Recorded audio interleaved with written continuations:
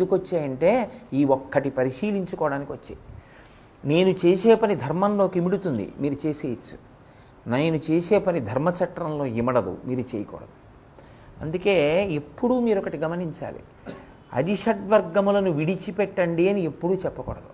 అరిషడ్వర్గములను విడిచిపెట్టండి అని చెప్పడానికి మీరు పట్టుకున్నారా వాటిని? ఇప్పుడు నేను దీన్ని ఇలా పట్టుకున్నాను అనుకోండి, కోటేశ్వరారా మైక్ విడిచిపెట్టేయండి అంటే నేను విడిచిపెట్టేస్తాను. మైకు నన్ను పట్టుకుంటే కోటేశ్వరారు విడిచిపెట్టండి అంటే నేనేం విడిచిపెడతాను? అది నన్ను అట్టుకుంది. ఇప్పుడు అది నన్ను విడిచిపెట్టాలి. అరిషడ్వర్గములు మనని పట్టుకున్నాయి. కామక్రోధ లోభ మద మోహమాత్సర్యములు మనని పట్టుకున్నాయి. మనని పట్టుకున్న అరిషడ్వర్గములు మనని విడిచిపెట్టాలి. మనని విడిచిపెట్టడానికి ఒక మార్గం ఉంటుంది, నమః చేయడమే. మనః నమః. నాది కాదు, నాది కాదు, నాది కాదు, నాది కాదు. మరి ఎవరిది? ఈశ్వరపరం, ఈశ్వరపరం, ఈశ్వరపరం. జలగ పట్టుకుంటుంది, మనిషి జలగని పట్టుకోడు, జలగ మనిషిని పట్టుకుంటుంది. నీటిలో స్నానానికి దిగాను అనుకోండి, ఓ జలగొచ్చి నా తొడని పట్టుకుంది అనుకోండి, అది రక్తం లాగేస్తుంటాను. నేను జలగని లాగేద్దామని ప్రయత్నం చేశాను అనుకోండి, జలగ సాగినట్టు సాగాడంటారు, అది సాగుతుంది కానీ వదలదు. అప్పుడు నేనేం చేయాలి? నేను జలగని పట్టుకోలేదు, జలగ నన్ను పట్టుకుంది. జలగ నన్ను వదిలేయాలంటే జలగకి ఏది చికాకో దాన్ని నేను అక్కడ పెట్టాలి. కాస్త ముగ్గట్టుకొచ్చి అలా వేశాను అనుకోండి, జలగ వదిలేస్తుంది. అందుకే పూర్వం ఇళ్ల ముందు ముగ్గులు పెట్టడానికి కారణం, తేమ ఉన్న చోట జలగలు రావు. అవి ఉంటే పిల్లలు వాళ్ళు పాకుతుంటారు, ఆడుకుంటుంటారు, ఎవరిని పట్టుకుంటుందో. అందుకని ముగ్గు వేస్తే జలగ వదిలేస్తుంది. మిమ్మల్ని కూడా అరిషడ్వర్గములు పట్టకుండా ఉండాలి అంటే మీరు ధర్మచక్రంలోకి ఇమడాలి. మీరు ధర్మచక్రంలోకి ఇమిడారనుకోండి, మిమ్మల్ని అవి పట్టుకునే అవకాశం ఉండదు. కానీ అవి ఎప్పుడు ఆఖరి శ్వాస వరకు లోపల ఎదురు చూస్తూనే ఉంటాయి, దొరుకుతాడా అని. అలా దొరకకుండా తనని తాను పరిశీలించుకోగలిగినటువంటి శక్తి కలిగితే దాన్ని దాంతి అంటారు, అంటే దమము. ఈ శక్తి మీరు బజార్లోకి వెళ్ళి కొనుక్కుంటే వచ్చేది కాదు. ఈ శక్తి మీరు పుస్తకం చదివితే వచ్చేది కాదు.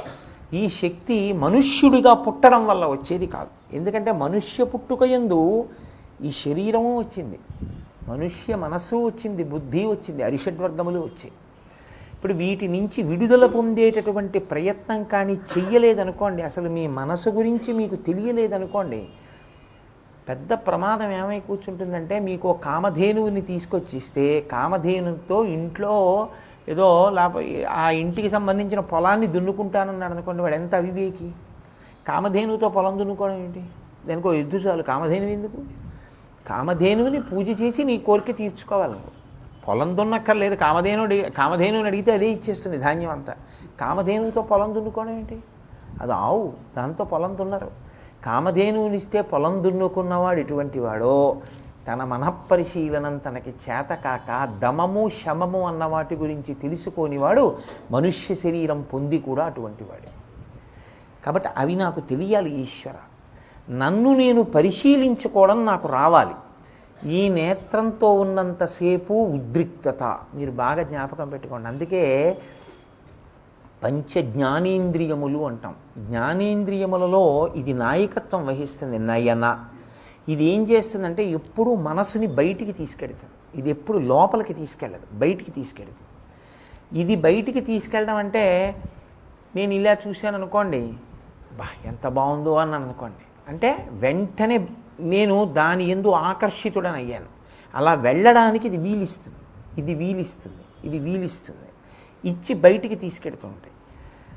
మనసుని వెనక్కి తిప్పాలనుకోండి, దానికి రెండు అవకాశాలు ఉంటాయి.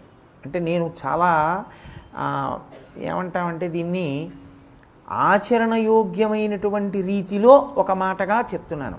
సత్సంగము మీకు చాలా ఉపయోగపడుతుంది. రామకృష్ణ పరమహంస అందుకే ఒక మాట చెప్తుండేవారు తరచు. ఏనుగుకి ఉన్న లక్షణం ఏమిటంటే దాని తొండాన్ని ఎప్పుడూ కూడా ఇలా ఉంచదు, ఎప్పుడూ ఊపుతుంది. ఎప్పుడు ఊపే ఏనుగు ఏం చేస్తుందంటే, అలా వెళ్ళిపోతుంది అనుకోండి, ముందు మావటివాడు నడుస్తుంటే అలా వెళ్ళిపోతూ అలా ఇంటి గోడ మించి లేచినటువంటి ఒక పూల కొమ్మని తొండం పెట్టి ఇలా విరిచేస్తుంది. ఎప్పుడూ ఆ తొండం సరిగ్గా ఉండదు. అందుకని మావటి ఏం చేస్తాడంటే ముందు నడవడు, పక్కన నడుస్తాడు. అది అలవాటు ప్రకారం ఇలా ఎత్తబోతుంది, ఆ చేతిలో ఉన్న అంకుశంతో ఇలా అంటాడు, దింపేస్తుంది. అంతేననుకుంటున్నారా? మళ్ళీ ఎత్తుతుంది. మళ్ళీ ఇలా అంటాడు, మళ్ళీ దింపేస్తుంది. ఇంత పెద్ద శరీరం ఉన్న ఏనుగు మావటికి ఎంత లొంగుతుందంటే ఆ అంకుశాన్ని అక్కడ పెట్టి తను కూర్చుంటాడు దాని కాళ్ళ దగ్గర. ఎంత బలం ఉన్న ఏనుగు కానివ్వండి, అంకుశం మించి కాలు మాత్రం దాటి ముందుకు వేయదు. మీరు వెంకటాచలం లాంటి క్షేత్రాలకు వెళ్ళినప్పుడు చూడండి, ఏనుగు కాళ్ళ ముందు అంకుశం పెట్టి కూర్చుంటాడు మావటి. ఇక కాలు దాటి వేయదు, ఇక వెళ్ళదు. వెళ్ళదంటే వెళ్ళలేదా, వెళ్ళకుండా తనని తాను నిగ్రహించుకుందా, అలా అలవాటు చేసుకుందా? అంత పెద్ద శరీరం ఉన్న ఏనుగు దర్భలాటి మావటికి లొంగిందండి, మనసు ఎందుకు లొంగదు? అది లొంగుతుంది. నేను నిన్న మీకు చెప్పాను, లొంగడానికి మీరు ఇచ్చే ఆలంబనం మీద ఉంటుంది అని. ఆలంబనం మీరు ఇవ్వడం అంత తేలికేం కాదు. తేలిక మార్గం ఏమిటంటే సత్సంగం.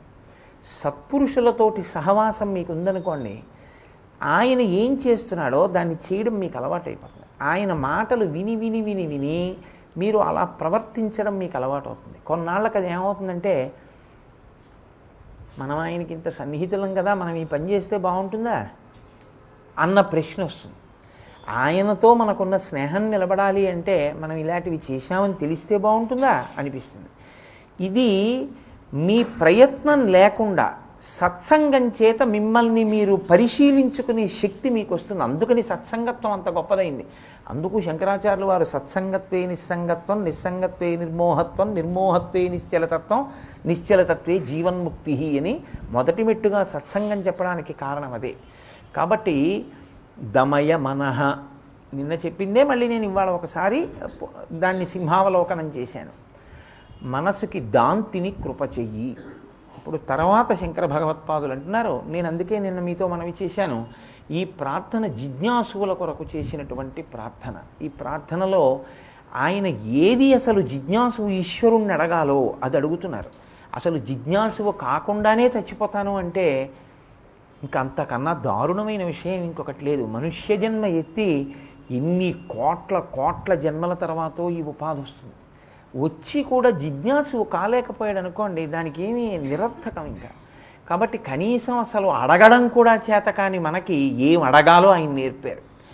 మీరు అడగండి అంటే ఏమైనా అనుకుంటామని తను అడుగుతున్నట్లు అడిగారు. అది శంకరుల యొక్క అనుగ్రహం. ఆయన అంత కిందకి దిగొచ్చేస్తుంటారు. నిన్న మీకు నేను ఉదాహరణ చెప్పాను. ఆయన మాం అపి అంటారు. మామపి అంటే నన్ను కూడా అంటారు. దృశాద్రఘీయస్యాదరదలిత నీలోత్పల రుచా దవీయాంసం దీనం స్నపయ కృపయా మామపి శివే అంటారు. అమ్మా నన్ను కూడా అంటారు.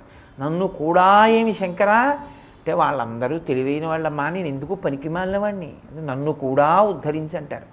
కానీ మీరు ఒకటి గుర్తుపట్టండి, శంకరుల కొరకా శ్లోకం.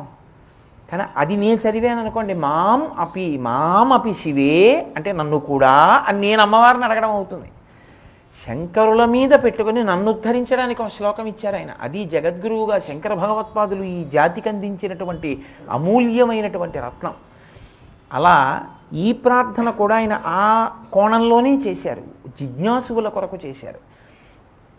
కాబట్టి దమయ మనః శమయ విషయ మృగతృష్ణాం. మీరు ఒకసారి అందులో చూస్తూ ఉండండి. దమయ మనః తర్వాత శమయ విషయ మృగతృష్ణాం. దమము శమము కొద్దిగా అటు ఇటు చేసి అడిగారు, కానీ రెండూ మనోభావములకు సంబంధించినవి. శమయ విషయ మృగతృష్ణాం ఆయన ఇంద్రియముల యొక్క ఊసెత్తకుండా ఎత్తారు. ఇందులో విషయముల వెంట విషయములనబడేటటువంటి మృగతృష్ణతో నేను తిరగకుండా నన్ను నువ్వు నిగ్రహశక్తిని కృపచేసి అనుగ్రహించు. ఇందులో మీరు ఒక విషయాన్ని గమనించాలి. ఇంద్రియములు అని కొన్ని ఉంటాయి. ఇంద్రియములు అంటే జ్ఞానేంద్రియములు, కర్మేంద్రియములు. అవేం పెద్ద విశేషాలు, ఏదో పెద్ద వేదాంతం అని మీరు అనుకోక్కర్లేదు, మీకు తెలుసున్నవే అవన్నీ. 5 జ్ఞానేంద్రియములు, 5 కర్మేంద్రియములు. కర్మేంద్రియములు కాసేపు పక్కన పెట్టండి. 5 జ్ఞానేంద్రియములు అంటే తెలుసుకునేటట్టు చేస్తాయి. కళ్ళు, ముక్కు, చెవి, నాలుక, చర్మము, ఈ 5ంటిని జ్ఞానేంద్రియాలు అంటారు. ఈ ఇంద్రియాలకి ఉన్నటువంటి శక్తి ఎలా ఉంటుందంటే, ప్రభువు బలహీనుడైతే స్వాతంత్ర్యం ప్రకటించుకున్నటువంటి సామంతరాజులా ఇంద్రియములు మనసు ఎంత బలంగా ఉంటుందో అంత బలాన్ని ఇంద్రియాలు కూడా పొందేస్తాయి. కారణం ఏంటంటే మనస్సుని విచ్చలవిడిగా వదిలిపెట్టడం వల్ల ఇంద్రియాలు కూడా బలాన్ని పొందుతాయి. అందుకే దేవి భాగవతంలో వ్యాస భగవానుడు ఒక మాట అంటాడు, ఇంద్రియాణి బలిష్టాని నన్ను యుక్తాని మానద అపక్వస్య ప్రకుర్వంతి వికారాం స్థాననేకశ అంటాడు. శుకుడు నేను పెళ్లి చేసుకోనంటాడు. అంటే ఆయన అంటాడు తప్పు. ఇంద్రియం చాలా బలిష్టమైనవి. ఇంద్రియములను అదుపు చేయడం అంత తేలికైన విషయమేం కాదు. నువ్వు బలవంతంగా ఇంద్రియాల్ని తొక్కి పెట్టే ప్రయత్నం చేస్తే పాము మీద కాలు వేసి ఉంచిన